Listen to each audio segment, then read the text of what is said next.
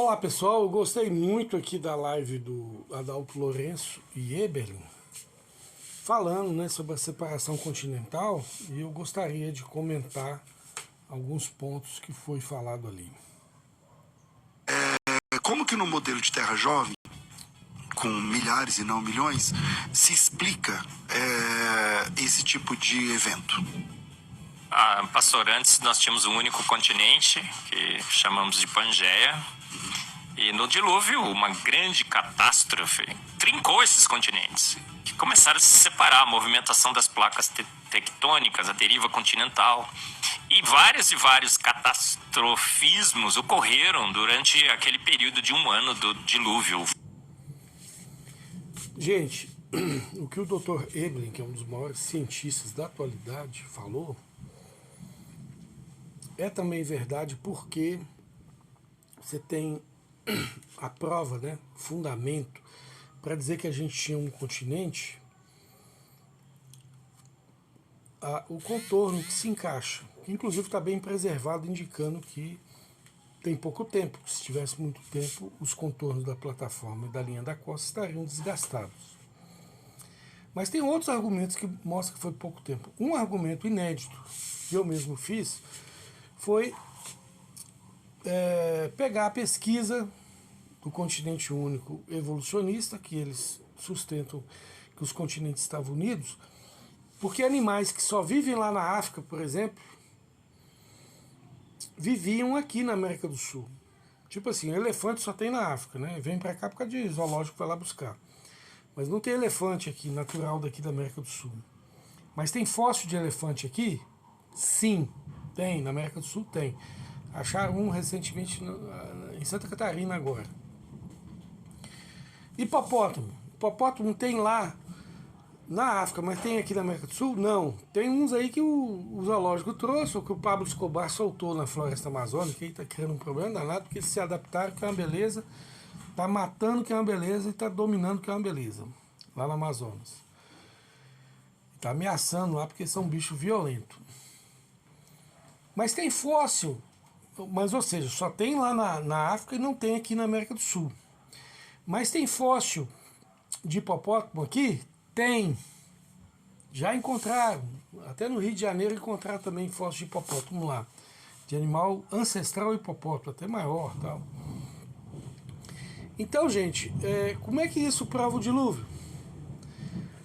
Houve uma separação do continente,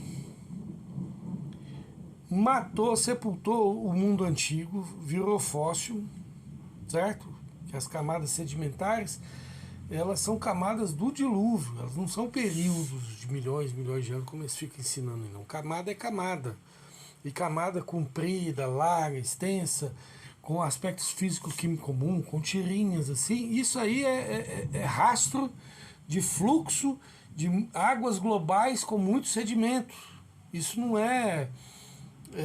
espera um tempão, forma uma camada. Agora vamos formar outro aspecto físico-químico comum. Não. Isso é segregação, estratificação espontânea, que o Guy Berthaud, geólogo francês, e um monte de outros geólogos russos lá publicam. Então, muita publicação deles está no www.sedimentology.fr. Eu vou colocar na descrição do vídeo aqui abaixo. Eles mostram que as camadas formadas por fluxos de águas do dilúvio foram formadas simultaneamente, não sobrepostas, uma depois da outra, dependendo de milhões e milhões de anos, né? Então, o que aconteceu? Houve a separação continental, o hipopótamo, que sobreviveu ao dilúvio lá, quem sabe na Arca de Noé, que a gente acredita, apesar que é um animal que vive nas águas, né? Ele talvez nem necessitaria da Arca de Noé para sobreviver. Mas a gente acredita que ele precisou de ir para a Arca lá para sobreviver. Aí, ou seja, ficou uma quantidade de hipopótamo no planeta pequenininha. Aí eles habitaram a África. Se o continente africano não se separasse rapidamente do continente americano, eles espalhariam para cá, se fosse uma separação lenta, gradual, de milhões e milhões de anos. haveria hipopótamo lá e hipopótamo aqui no Amazonas. Não há. Elefante lá e elefante aqui. Não há. Essa separação de bicho só lá e bicho só aqui revela uma separação rápida que não deu tempo de homogeneizar várias espécies lá e cá. Elas ficaram umas lá e outras aqui. É isso que é um dos fundamentos também da separação rápida e recente dos continentes. Vulcões, as fossas submarinas, os continentes se separando, os montes, as cordilheiras, muita movimentação. Choques tectônicos que geraram montanhas. Geraram montanhas e tudo mais. Então o planeta foi totalmente alterado durante esse ano e o que nós vemos é o resultado dessa catástrofe que foi o dilúvio.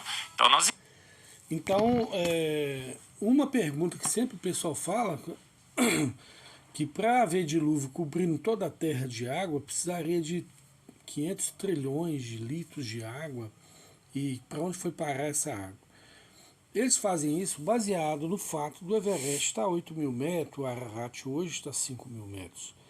Mas na época do dilúvio, o que estava acontecendo? Estava acontecendo o soerguimento, que tinha acabado de rachar o continente e eles começaram a se afastar mais rapidamente no início, porque ocorreu uma fissura vulcânica, né, entre a placa da América e a placa e o pedaço lá da África, e elas começaram a empurrar para lados opostos, formando os Andes, que é na América do Sul, e o Himalaia lá no extremo oposto, e várias montanhas no meio do caminho. Então, assim, gente, estava acontecendo. Ah, mas isso geraria muito terremoto, muito atrito? Não geraria, porque estava macio a coisa lá naquele tempo. Né? Tinha acabado de ter a fissura vulcânica, estava tendo um calor intenso nas águas, estava se formando mares de sal, pré-sal, que é uma crosta, igual você coloca uma panela quente de alimento ali, dá uma crosta lá embaixo que estava queimando tudo, é o pré-sal, e uma camada de sal em cima indicando muita evaporação do mar, né? Então você tem sal, pré-sal, tudo evidência de grande calor no início, e grande calor indica maciez. Maciez indica velocidade na separação, sem terremotos, e que foi se lentificando na medida que foi endurecendo. Muito bem, inclusive, olha, o carvão, grandes depósitos de florestas soterradas. Verdade. Como é que pode, ao longo de milhões e milhões de anos, um processo lento, gradual e sucessivo, criar uma quantidade uniforme, imensa de floresta soterrada? Petróleo, no Golfo do México tem um monte de petróleo. As águas que retrocederam do dilúvio levaram... Dois comentários aí. Primeiro, o petróleo, ele contém gás numa maior quantidade que até petróleo. Se o petróleo não fosse recente, o gás já tinha evaporado todo. Esse aí é um argumento também criacionista, deve ser citado. Segundo, quando você vai datar petróleo por carbono 14, você tem quantidades que mostram que ele é recente. Ele tem milhares de anos e não tem milhões de anos, né? Há um padrão, inclusive, de 40.000 anos quando se data petróleo por carbono 14, que o John Balgardner datou, inclusive ele datou até diamante, rochas de 300, 400 milhões de anos com material orgânico e diamantes incrustados, ele datou com carbono 14, não era para ter nada de carbono 14 lá, porque carbono 14 evapora com 200, 250 mil anos, não é nem para ter cheiro de carbono 14, e tinha. Então, mostrando que a Terra é jovem, não é velha não, ela é jovem. E outra coisa, o ajuntamento, igual ele fala, do ajuntamento de carvão, de petróleo num lugar no outro, exige um fluxo segregador que segrega por aspectos físico-químicos comuns os seus sedimentos. Então, um sedimento que tem uma leveza e uma pegajosidade química, física comum, ele vai decantar no empurrão das águas, do fluxo, de forma comum a outro. Então isso vai segregando várias minas de várias coisas no planeta como a gente vê hoje. Não existe explicação melhor para essa distribuição de minas, de carvão, de camadas, do que a explicação catastrofista do dilúvio. Então não existe. O Dr. Eble está coberto de razão, os criacionistas, os geólogos do Sedimentology.fr, que são especialistas nessa área, demonstram isso. Para a matéria orgânica, para aquele poço profundo. Então, o dilúvio é a melhor explicação para o que nós vemos hoje no planeta. Nós estamos atolados também de evidências sobre esse grande dilúvio e toda a superfície da Terra conspira a favor desse grande evento catastrófico. É igual quando eu fui a campo, quando eu fazia geologia na Universidade Federal de Goiás, eu ia a campo, eu verificava os terrenos de Goiás, né, segregado, gente, assim, por quilômetros, milhares de quilômetros, um mesmo material. Só um dilúvio poderia produzir isso, porque ele é segregacionista, os fluxos das águas. Se você entrar no www.sedimentology.fr, vou deixar na descrição do link abaixo, você vai ver isso, como que as águas elas separam elementos químicos comuns. E aqui em Goiás você vai entender por que está separado o mesmo tipo de sedimento por milhares de quilômetros quadrados. Então, quando o Dr. Eble fala que toda a geologia conspira em favor do dilúvio, é fato que pode ser verificado 1 trilhão de vezes, né? Eu cito aqui também a minha publicação científica, que foi deixa eu pegar aqui para vocês verem. Eu fiz uma publicação que foi muito perseguida, né, pela academia, e ela explica algo que conspira a favor do dilúvio também.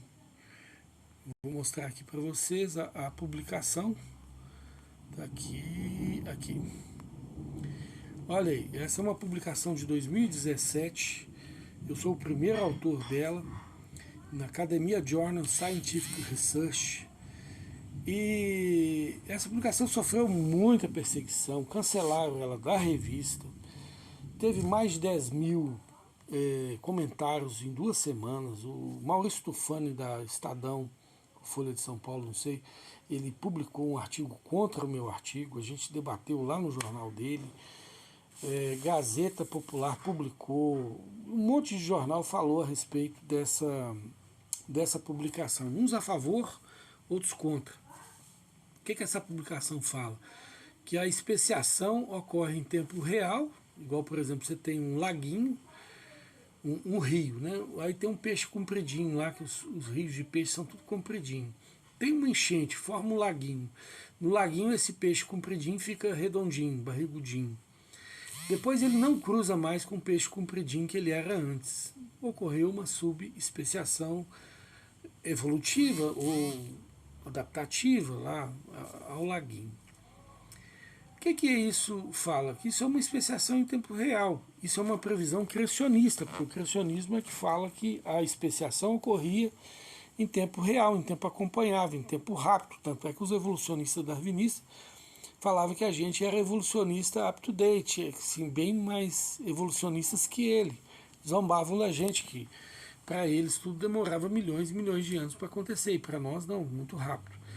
Aí você vai olhar na literatura científica, de 10 a 15 anos para cá, é que houve a admissão de que ocorria especiação até em tempo real.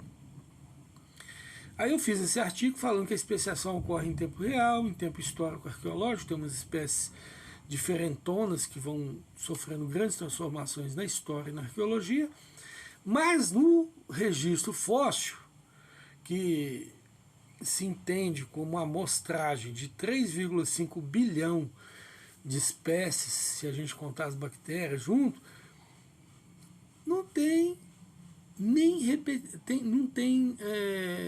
muitas espécies, tem uma pobreza de espécies, então está ausente a especiação ali.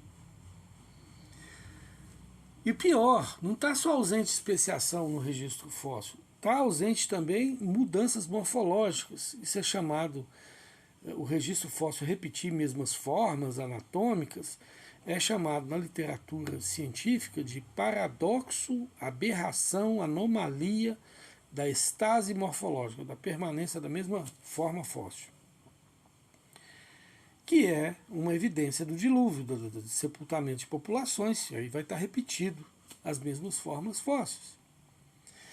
Porque se fosse a amostragem de 3,5 bilhão de anos acumulado de espécies, se a especiação ocorre em tempo real, se a mudança morfológica ocorre, se você pegar hoje uma maçã na Argentina, plantar no Nordeste, você vê mudanças morfológicas rapidinho acontecendo, qual a riqueza de diversidade de formas e de subespécies você deveria ter no registro fóssil?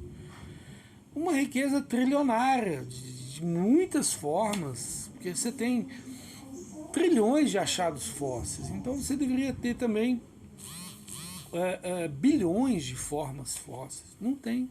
Você tem repetição de mesmas formas fósseis. Ou seja, essa repetição, que eles chamam de anomalia, aberração, paradoxo, e ficam com mais de 1000 artigos científicos, um tentando justificar essa anomalia, um condenando o outro como insuficiente, desde Gould, que é o pai do pontualismo, né? Os criacionistas falavam, não tem fósseis transicionais. Aí os evolucionistas falavam, tem. Aí o Gould, até o dia que chegou o Gould, que é um dos maiores paleontólogos da atualidade, falou, não tem. Mas ele não deu razão aos criacionistas. Ele inventou uma teoria lá chamada pontualismo, com uma desculpa para não haver diversidade morfológica. Ele falou assim, não, só o registro fóssil só preservou as espécies de modo estatística, porque a fossilização é rara, então só vai registrar nos fósseis aquilo que teve muito sucesso reprodutivo, vamos dizer assim. Mentira, quando você mexe com a amostragem, você não mexe só com aquilo que tem maior sucesso reprodutivo. Stephen Jay Gould, que já está no caixão, mas se sua alma estiver me ouvindo, a amostragem não, filho. A amostragem pega o de alto teor, de médio teor, de baixo teor. Então, essa desculpinha já era. Não só eu falo isso, mas os próprios discípulos de Darwin, evolucionistas, falam isso. Eles publicam falando que foi insuficiente a sua desculpa pontualística, né, saltacionista. E eles falam que um condena o outro, falando que a justificativa do outro é insuficiente. Agora, o criacionismo não precisa de justificativa de hard rock nenhum. Ele simplesmente fala, olha, um dilúvio sepultou as populações, por isso elas estão repetidas. Pá, acabou. Né? E é isso que trata esse artigo científico aí, que foi extremamente perseguido. A terceira autora estava grávida lá na França, fazendo doutorado em evolução, ameaçaram ela de perder a bolsa. Para vocês verem como é que esse pessoalzinho fanático darwinista ateu não são gente boa como se parece, não. Eles são bem agressivos, violentos e não permitem certos debates na academia. Tá certo? Esse é um caso que eu faço questão de citar aqui. E aí vamos voltar aqui para ver o final da fala do nosso ilustre Dr. Hebel. Como que no modelo de terra jovem, com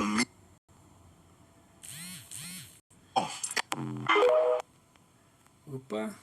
Grande dilúvio, e toda a superfície da Terra conspira a favor desse grande evento catastrófico que é o dilúvio. Bom, é isso aí, gente. Então, dilúvio é verdadeiro, o que Jesus falou sobre ele é verdadeiro. A geologia mostra isso, a paleontologia mostra isso. 95% dos fósseis são animais marinhos invertebrados. Lá para baixo, que foi a parte erodida e sepultou mais. Ah, por que bactéria está lá no fundão? Porque bactéria penetra em qualquer lugar, né? Porque ela é mais antiga. Fora, mas a bactéria produziu mitocôndria. Mentira, a bactéria é a mesma hoje. Você tem fóssil de bactéria de 1,5 bilhão de anos, que eles fazem datação. E você vai ver que elas têm a mesma expressão fenótipa de hoje. E também, assim, para você pular de um unicelular para um pluricelular, que é uma célula, que mitocôndria sem célula não valia nada, você tem que ter milhões de mutações positivas e direcionadas. Fizeram experiência com a Escherichia coli, que é uma bactéria que faz até infecção urinária. Eu até falo para as mulheres, faz lavagem vaginal com Yakult, com o lactobacillus casei, ela mata a Escherichia coli. Aí você vai economizar centenas de reais com antibiótico e vai ser melhor para a sua saúde, porque um probiótico controla o outro melhor do que um antibiótico que sai matando tudo, estragando sua microbiota. Mas a fizeram teste com a Escherichia coli, para cada uma mutação positiva na Escherichia coli deu 1 milhão de mutações deletérias. Ou seja, se as bactérias estivessem esperando mutações positivas se acumular para ela virar uma mitocôndria, participar de uma célula, ela precisaria de milhões de mutações positivas direcionadas para isso. Não daria tempo, porque quando ela atingisse lá 100 mil mutações positivas, já tinha 1 bilhão de deletérias. Não daria tempo, ela já estava extinta. Não tem viabilidade mecanicista, porque se ela fica meia boca uma coisa, meia boca outra, ela não sobrevive. E também essas mutações positivas teriam que ter direção, como comenta muito bem o Dr. Rômulo, lá de Oxford, PhD em zoologia, que refutou o Pirula, refutou o Átila Marino de forma magistral, né? Aí você vê lá que não tem direcionamento, porque as mutações são aleatórias. Aí você vai querer que as positivas se ajuntem numa direção, não pode ajuntar para formar outro sistema. Ou seja, é muita burrice defender algo como isso. E também é muita desonestidade você enxergar essa questão das mutações, que mutação é doença, não constrói nada, e nem se fosse positivo, sendo bonzinho, precisava de direção, precisava de um acúmulo gigantesco que o tempo de espera não daria. Se você enxerga isso e continua evolucionista, você não tem honestidade, entendeu? Não tem honestidade intelectual.